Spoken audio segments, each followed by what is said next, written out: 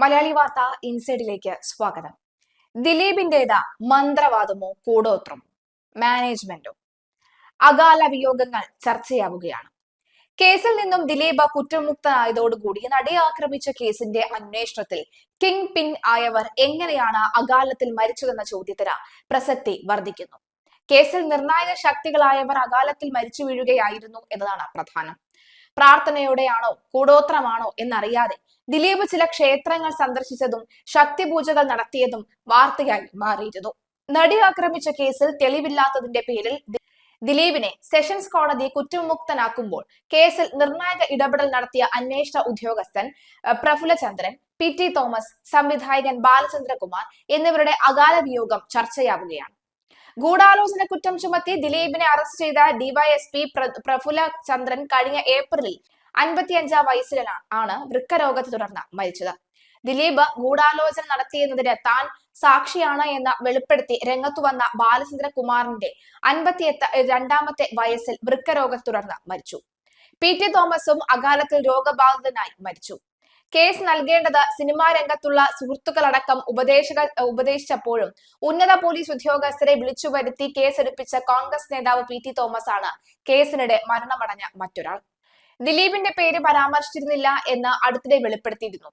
ദിലീപിനെതിരെ കുറ്റപത്രം സമർപ്പിച്ച പോലീസ് ഉദ്യോഗസ്ഥൻ ബൈജു പൗലോസിന് അടുത്തിടെ വാഹന അപകടത്തിൽ കൈയൊടിഞ്ഞ ദീർഘകാലം ചികിത്സയിൽ കഴിയേണ്ടി വന്നിരുന്നു.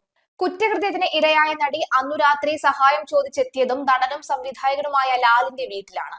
ലാലിന്റെ ഉടമസ്ഥയിലുള്ള ലാൽ മീഡിയയിൽ സിനിമയുടെ ഡബ്ബിംഗ് ആവശ്യത്തിനു വേണ്ടി തൃശൂരിൽ നിന്ന് എറണാകുളത്തേക്ക് വരും വഴിയാണ് നടിക്ക് ഈ ദുരനുഭവം ഉണ്ടായത്. നടി സംഭവങ്ങൾ വിവരിച്ചപ്പോൾ അതിന്റെ ഗൗരവം തിരിച്ചറിഞ്ഞ ലാൽ നിർമ്മാതാവ് ആന്റോ ജോസഫിനെ വിവരം അറിയിച്ചു. അതിനു തൊട്ടു മുൻപുള്ള ദിവസം സിനിമാ സംഘടനകൾ നടത്തിയ പൊതുപരിപാടിയിലേക്ക് അന്നത്തെ DGP ലോക്നാഥ് ബെഹ്റയെ കൊണ്ടുവന്നത് ആന്റോ ജോസഫ് ആയിരുന്നു.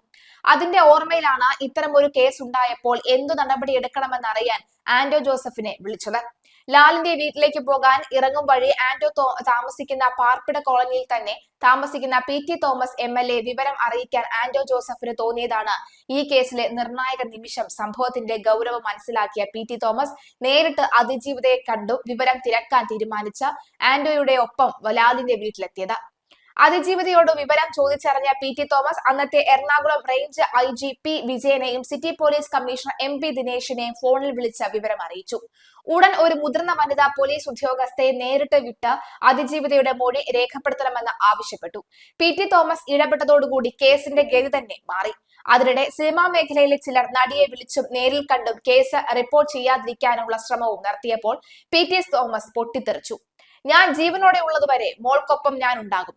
ധീരമായി പോരാടണം. രാത്രി 9:30 എറണാകുളം നഗരത്തിൽ മോളെ പോലെ ഒരാൾക്കെതിരെ ഇതുണ്ടായത്. അപ്പോൾ നമ്മുടെ സാധാരണ പെൺകുട്ടികളുടെ അവസ്ഥ ആലോചിച്ചിട്ടുണ്ടോ? ഏതറ്റം വരെ പോകാനും ഞാൻ ഒപ്പം ഉണ്ടാകുമെന്നാണ് പി.ടി. തോമസ് പറഞ്ഞത്.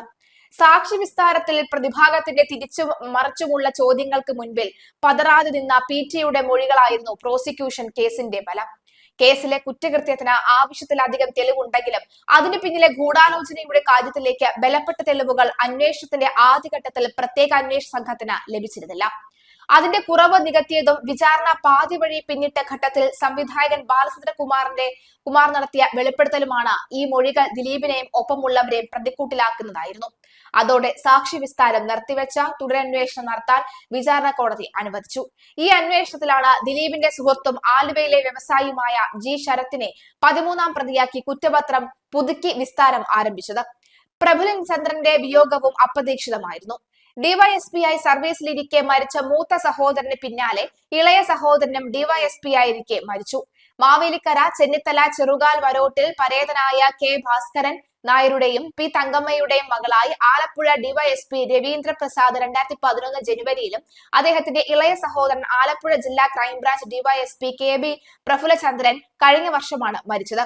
സഹോദരങ്ങളായ ഇരുവർക്കും സമാനതകൾ ഏറെയാണ്. ഇരുവരുടെയും മരണം ഡിവൈഎസ്പി ആയിരിക്കെ അതും മരണസമയത്ത് ആലപ്പുഴയിലെ ജോലിക്കിടെ ജ്യേഷ്ഠൻ തിരുവല്ല CI ആയും അനുജൻ പ്രഫുലചന്ദ്രൻ തിരുവല്ല SI ആയും ഒരേ ഘട്ടത്തിൽ ജോലി ചെയ്തതും അപൂർവ സംഭവമാണ്. മൂന്നാറിൽ ഡിവൈഎസ്പി ആയിരിക്കെ തോട്ടം തൊഴിലാളികളുടെ കൂട്ടായ്മ പെമ്പിളை ഒരുമയുടെ സമരം ചർച്ചയിലൂടെ ഒത്തുതീർക്കുന്നതിൽ പങ്കുവഹിച്ച ജനശ്രദ്ധ നേടിയിരുന്നു. ആലുവ സിഐയായും ഡിവൈഎസ്പിയായും ജോലി നോക്കിയ പ്രഫുല്ലചന്ദ്രൻ നടൻ ദിലീപിനെതിരായ കേസിലെ ആദ്യ അന്വേഷണ ഉദ്യോഗസ്ഥനായിരുന്നു. ആലപ്പുഴയിൽ 2011 ജനുവരി 25 റിപ്പബ്ലിക് ദിനത്തോടനുബന്ധിച്ച് നടന്ന മോക്ക് ഡ്രില്ലിനിടയ്ക്ക് ഫയർ എഞ്ചിന് ഇടയിൽ കുടുങ്ങിയുണ്ടായ ദാരുണമായ അപകടത്തിലാണ് അന്ന് ആലപ്പുഴ ഡിവൈഎസ്പി ആയിരിക്കെ പ്രഫുല്ലചന്ദ്രന്റെ ജ്യേഷ്ഠൻ രവീന്ദ്ര പ്രസാദ് മരിച്ചത്. പെരുമ്പാവൂർ സ്വദേശി സുനിൽകുമാർ എന്ന പൾസർ സുനിയാണ് കേസിലെ ഒന്നാം പ്രതി. ദിലീപ് അടക്കം 10 പ്രതികളുണ്ട്. 2017 ഫെബ്രുവരി 17 വൈകിട്ട് ഷൂട്ടിങ്ങിനായി തൃശൂരിൽ നിന്ന് കൊച്ചിയിലേക്ക് വരുന്നിടയിലായിരുന്നു നടിക്ക് നേരെ ആക്രമണം ഉണ്ടായത്. മാർട്ടിൻ ആന്റണി, ബി മണികണ്ഠൻ, VP വിജീഷ്, വടിവാൾ സലീം, പ്രദീപ, ചാർലി തോമസ് എന്നിവരാണ് 2 മുതൽ 7 വരെയുള്ള പ്രതികൾ. മേസ്ത്രി സനിലാണ് 9ാം പ്രതി. രണ്ടാം കുറ്റപത്രത്തിൽ ദിലീപിന്റെ സുഹൃത്തായ VIP ശരത് എന്ന ശരത് നായരെയും പ്രതി ചേർത്തിരുന്നു. 2017 ജൂലൈ 10 ദിലീപ് അറസ്റ്റിലായെങ്കിലും ഒക്ടോബർ 3 കർശന ഉപാധികളോടെ ജാമ്യം ലഭിച്ചു. ദീർഘനാൾ ജയിലിൽ കഴിഞ്ഞ പൾസർ സുനിക്ക് 2024 സെപ്റ്റംബറിൽ സുപ്രീം കോടതി ജാമ്യം അനുവദിച്ചു. 2018 മാർച്ച് 8 വിചാരണ തുടങ്ങിയത്. കൂട്ടമാനഭംഗം, സ്ത്രീത്വത്തെ അപമാനിക്കൽ, അന്യായ തടങ്കൽ, ബലപ്രയോഗം, തെളിവ് നശിപ്പിക്കൽ, അശ്ലീല ചിത്രമെടുക്കൽ, പ്രചരിപ്പിക്കൽ എന്നിവയിൽ ഗൂഢാലോചന നടത്തിയെന്നാണ് ദിലീപിനെതിരായ കുറ്റം. കേസിലെ ഏറ്റവും നിർണായകമായ തെളിവുകളിലൊന്ന് അന്തരിച്ച സംവിധായകൻ ബാലചന്ദ്രകുമാറിന്റെ വെളിപ്പെടുത്തലായിരുന്നു. അന്ന് കൃത്യം നടത്തിയതിനു ശേഷം പൾസർ സുനി ദിലീപിന്റെ ആലുവയിലെ വീട്ടിലെത്തിയെന്ന വെളിപ്പെടുത്തലാണ് ബാലചന്ദ്രകുമാർ നടത്തിയത്. ഇതിൽ പ്രധാന സാക്ഷി കൂടിയായി അദ്ദേഹം മാറി. കേസിൽ ബാലചന്ദ്രകുമാർ നടത്തിയ വെളിപ്പെടുത്തലുകളുടെ പ്രധാന ഭാഗങ്ങൾ ഇങ്ങനെയാണ്. നടി ആക്രമിച്ച കേസിൽ പൾസർ സുനിയെ പോലീസ് അറസ്റ്റ് ചെയ്തെന്ന TV-യിലൂടെയാണ് കണ്ടത്. അന്ന് ഇക്കാര്യം ദിലീപിനെ വിളിച്ച് ചോദിച്ചപ്പോൾ തനിക്കറിയില്ലെന്ന കളവാണ് പറഞ്ഞത്. കേസിൽ ദിലീപ് 8ാം പ്രതിയായതോടുകൂടി തന്നെ കാണണമെന്ന് അറിയിച്ചതിനെ തുടർന്ന് അവിടെ എത്തി പൾസർ സുനിയെ കണ്ടെന്ന് ആരോടും വെളിപ്പെടുത്തരുതെന്ന് ദിലീപ് തന്നോട് ആവശ്യപ്പെട്ടു. പൾസർ സുനിയെ കണ്ട കാര്യം താൻ പറയില്ലെന്ന് ഉറപ്പ് ലഭിക്കുന്നത് വരെ കാവ്യ മാധവൻ ഭക്ഷണം പോലും കഴിക്കാതെ കാത്തിരുന്നു. ഇത് കാവ്യ തന്നെയാണ് പറഞ്ഞത്. ബാലചന്ദ്രകുമാർ അന്ന് വെളിപ്പെടുത്തിയിരുന്നു. പൾസർ സുനി ദിലീപിനെ കണ്ട കാര്യം ആരോടും പറയരുതെന്നും അത് ജാമ്യം ലഭിക്കാൻ തടസ്സമാകുമെന്ന് പറഞ്ഞ ഫോൺ വിളിച്ചത് ദിലീപിന്റെ സഹോദരൻ, സഹോദരി, ഭർത്താവ് കാവ്യ എന്നിവരാണെന്നും ബാലചന്ദ്രകുമാർ പറഞ്ഞിരുന്നു. ഒടുവിൽ ജാമ്യം ലഭിച്ചപ്പോൾ ദിലീപിന്റെ സഹോദരി, ഭർത്താവ് ഫോണിലൂടെ ബന്ധപ്പെട്ടിരുന്നെന്നും അന്വേഷണ ഉദ്യോഗസ്ഥരെ ഉൾപ്പെടെ അപായപ്പെടുത്താനുള്ള ഗൂഢാലോചന നടത്തി ജാമ്യം ലഭിച്ച് വീട്ടിലെത്തി ദിവസങ്ങൾക്കുള്ളിൽ നടിയെ ആക്രമിക്കുന്ന വീഡിയോ ദിലീപ് സ്വന്തം വീട്ടിലിരുന്ന് കണ്ടെന്ന് ബാലചന്ദ്രകുമാർ വെളിപ്പെടുത്തി. ഈ വെളിപ്പെടുത്തലിനെ സാധൂകരിക്കുന്ന തെളിവുകളും ബാലചന്ദ്രകുമാർ അന്വേഷണ സംഘത്തിന് കൈമാറിയിരുന്നു. ബാലചന്ദ്രകുമാർ വെളിപ്പെടുത്തലുകൾ നടത്തുമ്പോൾ നടൻ ദിലീപുമായി നല്ല ബന്ധത്തിലായിരുന്നു. വിചാരണ അവസാന ഘട്ടത്തിലെത്തി നിൽക്കെ 2021 ഡിസംബറിലാണ് അദ്ദേഹം ചാനലുകളിലൂടെ വിവരങ്ങൾ പുറത്തുവിട്ടത്.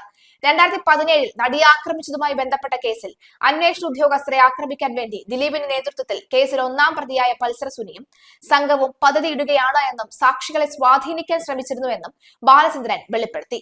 2011 മുതൽ നടൻ ദിലീപുമായി സൗഹൃദത്തിലായിരുന്ന സംവിധായകൻ ബാലചന്ദ്രകുമാർ തന്റെ സിനിമയുടെ പുതിയ കഥ പറയുകയും ദിലീപ് അത് പ്രൊഡ്യൂസ് ചെയ്യാൻ പറഞ്ഞ മുതലാണ് ഇരുവരുടെയും സൗഹൃദം ആരംഭിച്ചത്. 2016 ദിലീപിന്റെ വീട്ടിൽ നിന്ന് തന്റെ പൾസർ സുനിയെ കണ്ടെന്നും ദിലീപ് തന്റെ സഹോദരനോട് പൾസർ സുനിയെ കാറിൽ കയറ്റി ബസ് സ്റ്റോപ്പിൽ ഇറക്കാൻ ആവശ്യപ്പെടുകയും ചെയ്തു എന്ന് ബാലചന്ദ്രകുമാർ മറ്റ് മാധ്യമങ്ങൾ കൊടുത്ത അഭിമുഖത്തിൽ പറഞ്ഞു. ദിലീപിന്റെ സഹോദരൻ അനൂപ് പൾസർ സുനിയെ ബാലചന്ദ്രകുമാറിനെ പരിചയപ്പെടുത്തുകയും ചെയ്തിരുന്നു. പിന്നീട് 2021 ദിലീപും ബാലചന്ദ്രകുമാറും തമ്മിൽ വ്യക്തിപരമായ പ്രശ്നങ്ങൾ ഉണ്ടാവുകയും ഇതോടെ ഇരുവരുടെയും സൗഹൃദം ഇല്ലാതാവുകയും ചെയ്തു. ശേഷം ബാലചന്ദ്രകുമാർ നടിയെ ആക്രമിച്ച കേസിലെ സുപ്രധാന വെളിപ്പെടുത്തലുകളുമായി രംഗത്തെത്തിയതോടുകൂടി ഇദ്ദേഹത്തെ ആളുകൾ ശ്രദ്ധിക്കാൻ തുടങ്ങി. നടിയെ ആക്രമിച്ച കേസിൽ പ്രതിയായ ദിലീപിനെതിരെ ആദ്യ ബലാത്സംഗ കുറ്റമാണ് ചുമത്തിയത്. എന്നാൽ ബാലചന്ദ്രകുമാറിന്റെ വെളിപ്പെടുത്തലുകൾ വന്നതോടുകൂടി ഗൂഢാലോചന, തെളിവ് നശിപ്പിക്കൽ തുടങ്ങിയ കൂടുതൽ ഗുരുതരമായ കുറ്റങ്ങൾ കൂടി കേസിൽ ഉൾപ്പെടുത്തി. ഈ വെളിപ്പെടുത്തലുകൾ കേസ് മറ്റൊരു ദിശയിലേക്ക് നയിക്കുകയും ചെയ്തിരുന്നു. നടിയെ ആക്രമിച്ച ദൃശ്യങ്ങൾ ദിലീപ് തന്റെ വീട്ടിൽ വെച്ച് കണ്ടതിൽ താൻ സാക്ഷിയാണെന്നാണ് അന്ന് ബാലചന്ദ്രകുമാർ വെളിപ്പെടുത്തിയത്. പക്ഷേ എത്ര സാക്ഷികൾ വന്നെങ്കിലും, എത്ര സാക്ഷികൾ കൂറുമാറിയെങ്കിലും ഇപ്പോൾ ദിലീപിന് നേരെയാണ് അനുകൂല വിധിയാണ് വന്നിരിക്കുന്നത്. ദിലീപ് കുറ്റക്കാരനല്ല എന്നാണ് വ്യക്തമാക്കിയത്. ബാലചന്ദ്രകുമാറിന്റെ മൊഴികൾ നിയമപരമായ സാധുതയുണ്ട് എന്ന് കണ്ടെത്തിയതോടുകൂടി കേസിന്റെ ശക്തി ഗതിയും മാറി. ബാലചന്ദ്രകുമാറിന്റെ മൊഴിയുടെ അടിസ്ഥാനത്തിൽ കോടതി കൂടുതൽ അന്വേഷണത്തിന് അനുമതി നൽകുകയും പോലീസ് തുടരന്വേഷണം ആരംഭിക്കുകയും ചെയ്തു. വിചാരണ അന്തിമഘട്ടത്തിലെത്തി നിൽക്കെ തുടരന്വേഷണം പ്രഖ്യാപിച്ചത് വലിയ നിയമ പോരാട്ടങ്ങൾക്ക് വഴിയൊരുക്കി. അന്വേഷണ ഉദ്യോഗസ്ഥരെ വധിക്കാൻ ഗൂഢാലോചന നടത്തിയെന്ന ആരോപണത്തിൽ ദിലീപിനും സഹോദരൻ അടക്കമുള്ള മറ്റ് പ്രതികൾക്കുമെതിരെ പുതിയ FIR രജിസ്റ്റർ ചെയ്തു. എന്നാൽ ബാലചന്ദ്രകുമാർ ഉന്നയിച്ച എല്ലാ ആരോപണങ്ങളും ദിലീപ് നിഷേധിക്കുകയായിരുന്നു. ബാലചന്ദ്രകുമാർ പണം തട്ടാൻ ശ്രമിച്ചു എന്നും ലക്ഷ്യം നടക്കാതെ വന്നപ്പോൾ കള്ളമൊഴിവ് നൽകിയെന്നും രംഗത്തെത്തിയെന്നുമാണ് ദിലീപിന്റെ കുടുംബം ആരോപിച്ചത്. പ്രോസിക്യൂഷന്റെ ഏറ്റവും പ്രധാനപ്പെട്ട സാക്ഷികളിൽ ഒരാളായിരുന്ന ബാലചന്ദ്രകുമാർ 2024 ഡിസംബർ 13 വൃക്ക രോഗത്തെ തുടർന്ന് മരിക്കുകയായിരുന്നു. തുടരന്വേഷണത്തിന് കാരണമായ അദ്ദേഹത്തിന്റെ ശബ്ദരേഖകൾ ഉൾപ്പെടെയുള്ള ഡിജിറ്റൽ തെളിവുകൾ കോടതിയിൽ നിർണായകമായിരുന്നു. നടി ആക്രമിച്ച കേസിൽ കുറ്റവിമുക്തനൊപ്പം ശേഷം ദിലീപ് മാധ്യമപ്പടയെ സാക്ഷിയാക്കി സംസാരിച്ചപ്പോൾ ഏവരെയും അമ്പരപ്പിച്ചുകൊണ്ട് മുൻ ഭാര്യ മഞ്ജു വാര്യരുടെ പേര് പറഞ്ഞുകൊണ്ടാണ് തുടങ്ങിയത്. ഈ കേസിൽ ക്രിമിനൽ ഗൂഢാലോചനയുണ്ടെന്നും ആ ഗൂഢാലോചന അന്വേഷണം എന്നും മഞ്ജു പറഞ്ഞത് മുതലാണ് എനിക്കെതിരെ ഗൂഢാലോചന ആരംഭിച്ചത്. ഇതുവരെ ഒരു വേദിയിലും മഞ്ജു വാര്യർക്കെതിരെ ഒന്നും മിണ്ടാതിരുന്ന ദിലീപിന്റെ മാറ്റം അപ്രതീക്ഷിതമായിരുന്നു. വിവാഹമോചിതരായെങ്കിലും ദിലീപും മഞ്ജു വാര്യരും പരസ്പരം ഇതുവരെ ഒന്നും വിമർശിച്ച് പറഞ്ഞിരുന്നില്ല എന്നത് കൂടി ഓർക്കേണ്ടതുണ്ട്.